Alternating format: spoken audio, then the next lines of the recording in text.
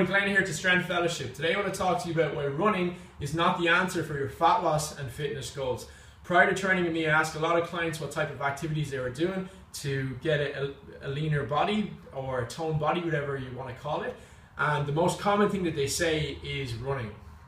And they say that, oh hey, I was just doing a few kilometers here and there, but I was getting a lot of lower back pain, knee pain, but I was doing it because I heard that it burns more calories and that it was gonna, get me to where I wanted to be in terms of having that leaner body. But it's not the most efficient, it's not the most effective way. They weren't enjoying it. You probably don't enjoy it. If you do, okay, that's cool.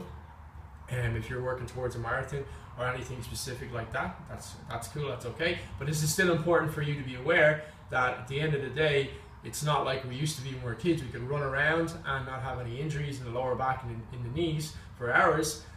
Our bodies, because we're sitting so much these days, it got really, really tight, muscles turn off, lower back starts to overwork. We need to be conscious of these things and we need to address these things appropriately. If not, we're going to be injured. So what I'm going to talk about today is just how to efficiently improve your approach towards running if you actually are already doing it, and a more intelligent way to achieve your fat loss and your fitness goals. So let's look at things, guys, here first. Lifestyle factors. So as I mentioned before, sitting in bad posture. We're sitting so much these days, be it in the car, spend so much time in the car, at home, in work, in school, whatever it may be. We get into this, really bad position here. Everything gets really tight, turned off, lower back starts to overwork and becomes painful. Walking like a duck, toes out position. You'll see a lot of people walk like that. That puts the hip in a bad position. Bum turns off, once again becomes sleepy, lower back starts to hurt. So mobility and injury restrictions. So as I talked about before, a lot of common injuries that come from running, because we're putting so much stress on those joints, especially knee and ankle joints, and we don't have good mobile joints because everything's so tight and turned off in terms of our muscles, and we're just compensating the whole time. We have lower back pain, knee pain, tight hamstrings, basically back of your legs, and sprained ankles are very, very common. I'm sure you know someone or even yourself who can relate to this.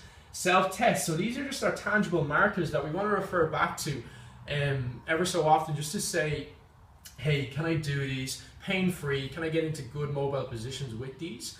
And that's just going to give you really good feedback as to where you're at right now with your mobility game and what you need to work on, okay, and what's quite tight.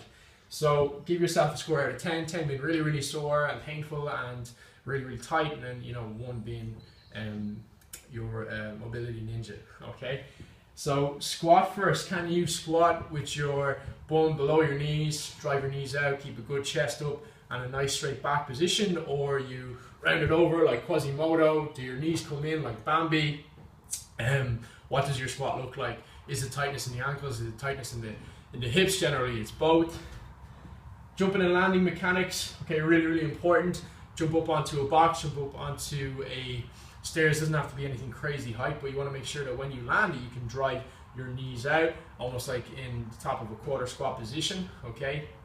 And that's going to absorb all the force. If you think that running is like 1,000 small jumps, and when you're tired pushing towards the last 500 meters and you're out of breath and you just want to finish, that's when all the injuries occur. So if your knees are caving in the whole time like Bambi, that's a quick way to injure your knees. And if you're over like that, that's the lower back overwork, and that's going to be painful. Active straight leg raise, basically just giving you some feedback as to how what range you kind of have in the back of your legs, your hamstrings.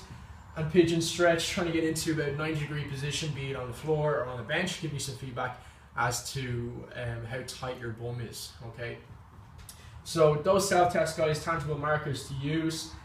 What's nice is there as well, if you do squats, if you want to get a broomstick or whatever it may be, or a pipe, and just a PVC pipe, and just try an overhead squat as well. That will give you a lot more feedback from that position.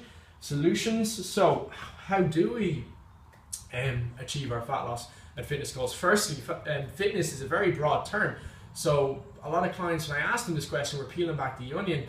It's like, okay, fitness for me, Glenn, is just to have a little bit more energy to run after my kids after work, to be able to chase after the bus and not feel like I'm going to keel over. Same thing, be able to run up and down the stairs at home or at work a few times, or even just have more energy and a little bit more gas in the tank on the pitch.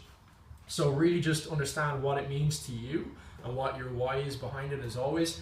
Strength training, so I'm completely biased on this one, but you know, the evidence is there, the facts are there. Strength training is going to develop more muscle. The more muscle that you have, it's like having a bigger engine in a car.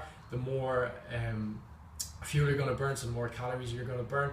You're also going to strengthen your joints. You're just going to, you know, feel better posture, and be able to do things that you'd never thought you'd be able to do before, and just, you know, have that global self-confidence that is just so important. The strength that you grow within the gym is going to transcend into all other aspects of your life. And mobility work, okay, not the sexy cool stuff we're going to put up on Facebook or Instagram, but the really important stuff that's going to make sure we're injury free and that our quality of movement is good, we're strong in positions, and that's going to help bring up our strength work as well. HIIT training, so high intensity interval training, which is basically just short bursts of high intensity activity. So you want to keep it really short and keep it intense and keep it fun. Most importantly, that's the biggest thing. You know, I hear all the time, hey Glenn, I was just doing running, but I never enjoyed it. I was just doing it in vain, thinking I was going to achieve my fat loss goals. But do something that is short, intense, you're stuck for time, do some body weight stuff at home, and make sure it's fun, put on your favorite music, all that good stuff. And what are we at now? So, but if you are, you know, specifically running right now, make sure, and this stuff often just gets left by the wayside, make sure you're incorporating the proper warm-up and cool-down, okay? Turn that engine on and then turn it off efficiently, really important. And choose appropriate distances. Don't just jump into everything head first. If you've never done any activity, especially a year, 6 months, whatever it may have been, and you think, oh, just like the old school days, just go for a leisurely jog or a run. No, really important that you make sure you have checked all of these things first, or you're going to get injured. Okay, so making sure, guys, just like we do the NCT every year, that, you know, we get that roadworthy stamp of approval. Okay, make sure that all of these things, all of your ducks are in line, and that you are going to stay injury free, and just train more intelligently, especially if your goal is to become a leaner version of yourself, get that toned body, that you want to work towards strength training, a little bit of high intensity interval training, okay, and mobility work. Those three things are key. And then obviously other lifestyle factors like your nutrition, your sleep quality, all that sort of good stuff. Real quick, just a great resource if you are running already is Kelly Surrett's Mobility WOD, Mobility WOD. Check him out on YouTube. But Ready to Run is a great resource book from him if you want to check that out as well. And that's going to answer a lot of your questions in terms of, there's a lot of quick fixes there for lower back pain, knee pain, all that good stuff, to up your mobility game, become a mobility ninja. If you have any questions, guys, just comment below or just message me, and thank you so much for watching. Have a great day.